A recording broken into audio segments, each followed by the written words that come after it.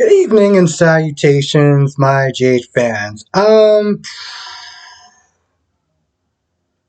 don't even know what to say about this episode. I really sat here for a good, I would say 3 minutes trying to describe this episode. Um,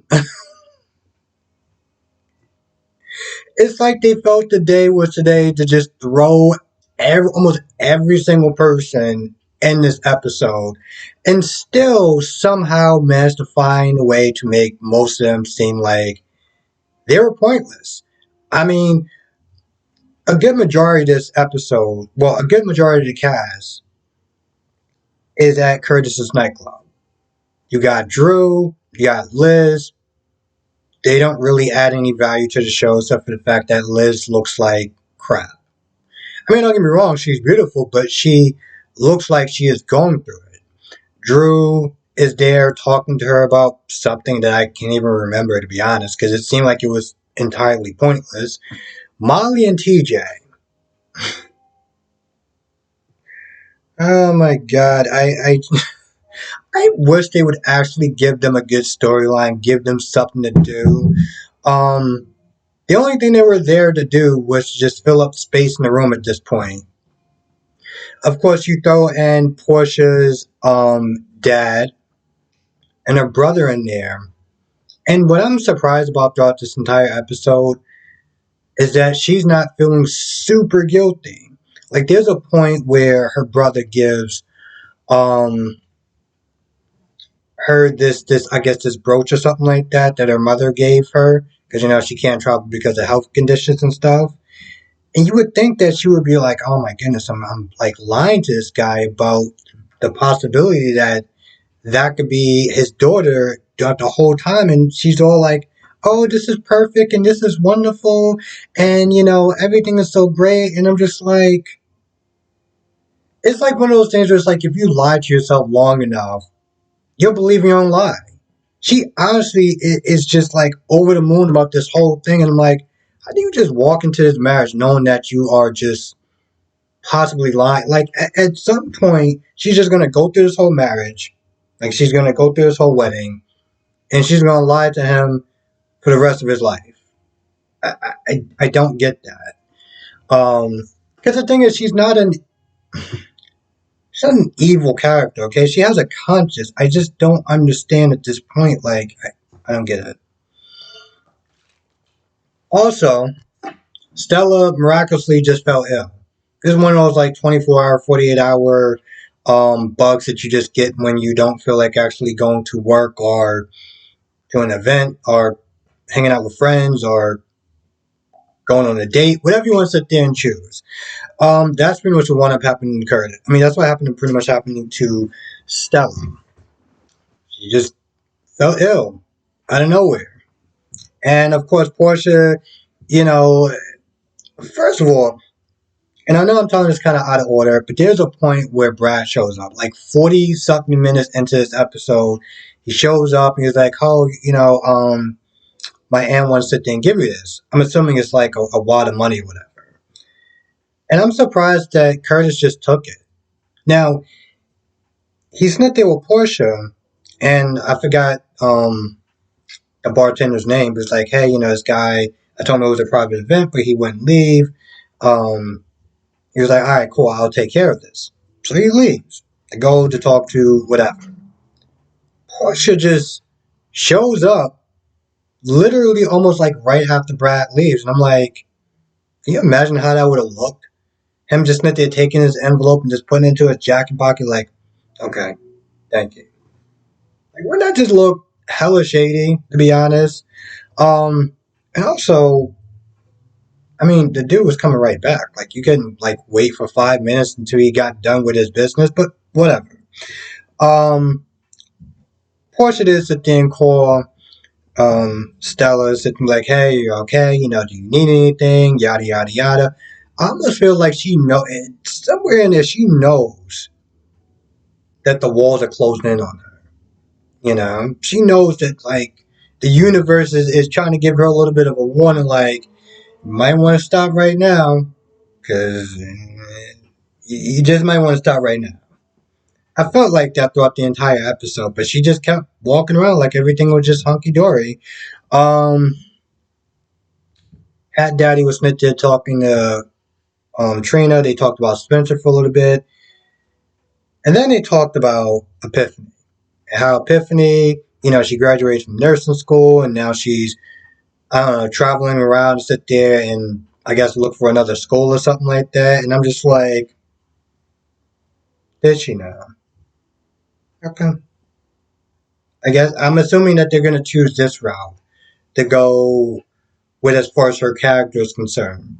And then there was a question of, is she coming back? It's like, yes, no, maybe, who knows, or whatever.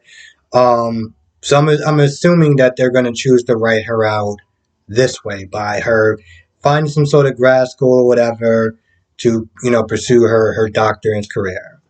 Okay, fine. Um, you got that going on. You got Ava that's there standing over a pretty much dead body at this point, where she kind of confirmed towards the end that he wasn't breathing. And she's like, Nicholas? Nicholas? I didn't mean to hurt you. I just wanted to stop. This man is not breathing at this point. When you, I don't understand that. It was almost kind of laughable. She's just standing like, "Oops, I didn't mean to do it. I just meant to stop you by picking up that heavy ass object. You meant to sit there and stop him by clunking him over the head, and he's not breathing. It's just like, I mean, I know these things happen in these shows or whatever, but somehow it was just kind of laughable. Her just standing over, like, "Are you okay?" No, no, he's not okay. And also, now, I feel like this might have been a scene that they could have possibly removed. I could have swore in the previews when she touched his head, or she touched his head or whatever. It was blood on her hand, but I didn't see that today. It was a little kind of odd. A little kind of odd. I'm not gonna lie. I mean, I had a long day, and there's a good possibility that I didn't see it. I'm gonna sit there and go back afterwards, but I didn't see that scene.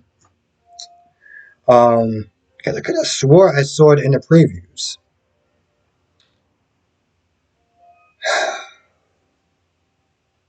I'm not gonna lie, I already rolled my eyes when I saw Anna and Valentine. And then Felicia comes in, and now they have this really stupid ass dying plan about trying to do some sort of haunting. And at first, they talk about, Valentine's not there thinking they're talking about Victor. Now, the whole time when Laura's not there talking to Eileen, she talked about Valentine's and Anna's death or whatever. Or she talks about Anna's death. She might have mentioned Valentine, I don't remember. But she talked about Anna's death and how she got flooded and they drowned and everything like that. And now she's all super shaken. They had some sort of strategy meeting about some mayor stuff. And then she just abruptly left like she was really visually shaken. Later on in the episode, she comes to Victor and she's like, yeah, I didn't sign up for this. Okay, I'm not. I won't be responsible for no dead bodies or anything like that. This is not what I signed on for. And Victor's like, listen, because she's like, I'm out. I'm like, you're what? Victor, what? Did she just say she's out? Is she joking, right? And Victor's like, listen, you don't have a choice in this. You cross me. Like he just, I don't remember exactly what he said verbatim, but he pretty much just like, yo, listen, you cross me, lady, and it's not gonna end well. So turns out that Anna's like, no, we're not thinking, we're not targeting Victor. Realize that Victor doesn't really have much of a conscience. It's like, no, we're gonna target Eileen.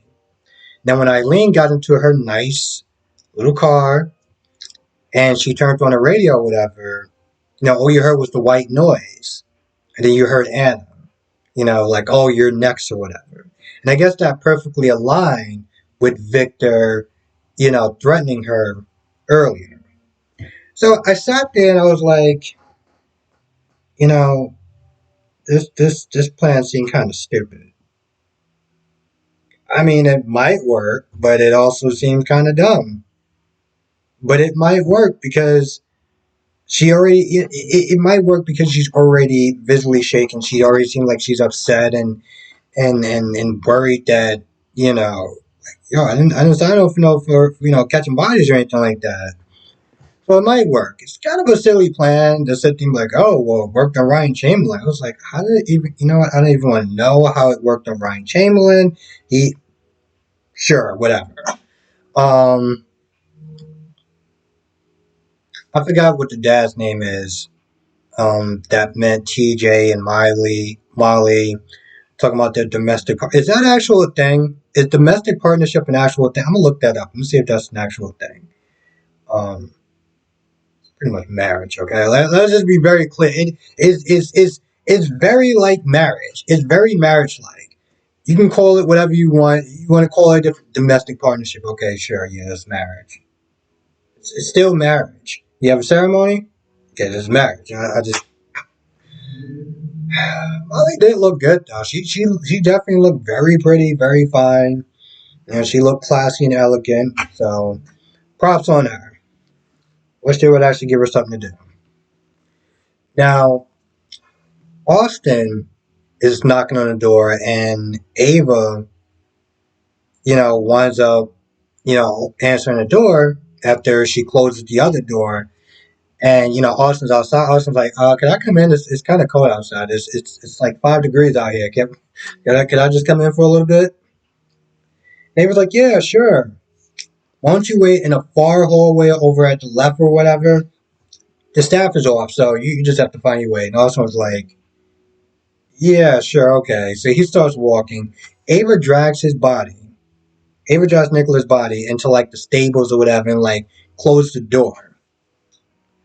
Austin just had that look like, oh, yeah, well, I can see why your acting so skittish before. Ava tries to plead with him. Like, yo, listen, just keep quiet. Don't say anything. And at first, he's like, what are you doing? You trying to come out of revenge and stuff like that? Like, what's going on? It seems like he's going to turn her in. But then he just doesn't. He's like, oh, well, you help me out with my family and stuff like that. And it's just, I don't know. Victor would try to, he would kill you and stuff like that. Now, Ava's meant to talk about taking Avery out the country. And I'm like, okay, Ava, sad thing I thought about it. I'm like, Sonny would sit there and have you murked, right? But I'm also just like, does Sonny still actually have the power that he wants to have? Like, maybe if Jason was alive, you know? Because Jason will sit there and take the shot and make sure that Avery's clear. Whoever that Sonny hires, he may not actually, Remember the whole thing with Morgan? He was worried that he blew up Morgan. Turned out that, he didn't, but that's because he didn't have Jason sit there and like set up the hit. So, yeah.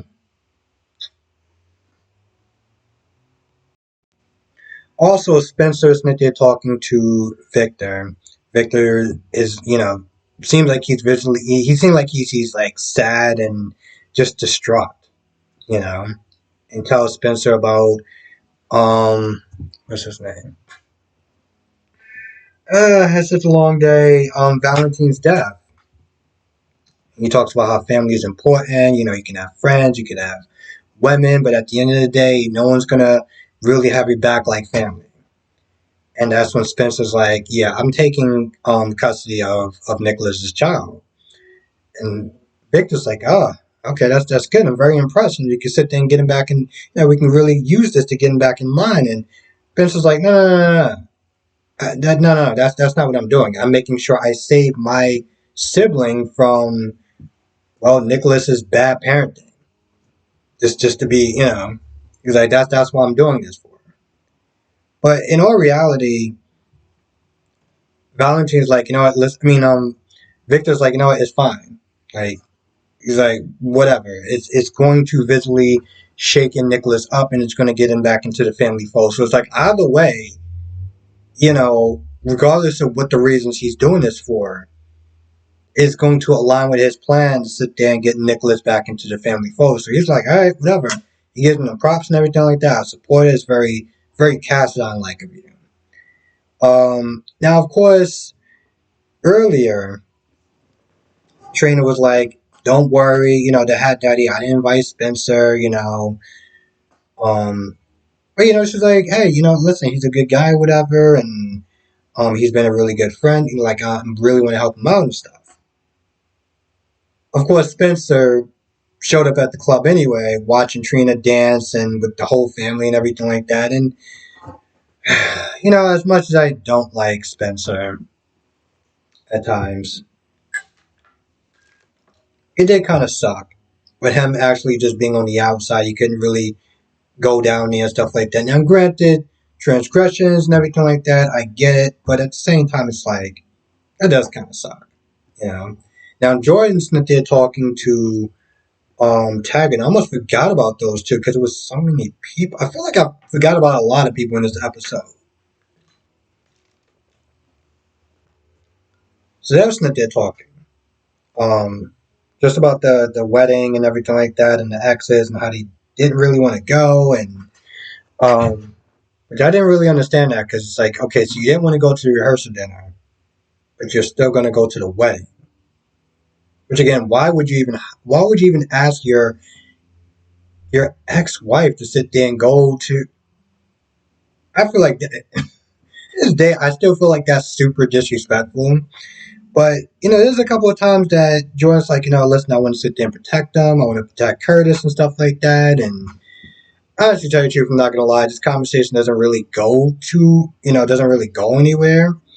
But Taggart did sit there and talked about Portia and her lies, as far as cheating with Curtis and everything like that, and he put some blame on himself as far as leaving her alone and stuff like that, and he's like, I was partly to blame for that, and I'm like, man, that's super big of you. I respect that. Because I'm gonna be honest, B, I don't see it that way, but listen, I'm I can go back and forth about that all day. But in some level, I guess I kind of respect them for taking a certain level of ownership of, you know, the breakdown in their marriage. I would sit there and say as a whole, before the cheating and everything like that. I feel like that's pretty much about it. I can't really think of anything else that happened in this episode. I feel like most of it was a waste. It was a lot of filler. Only a couple key things that happened in this episode. But in all reality, you can either watch my review, Brock TV's review, and yeah. Anyway, with that being said, I'm gonna go. I want to thank you for watching. Be safe, and I will see you in the next video.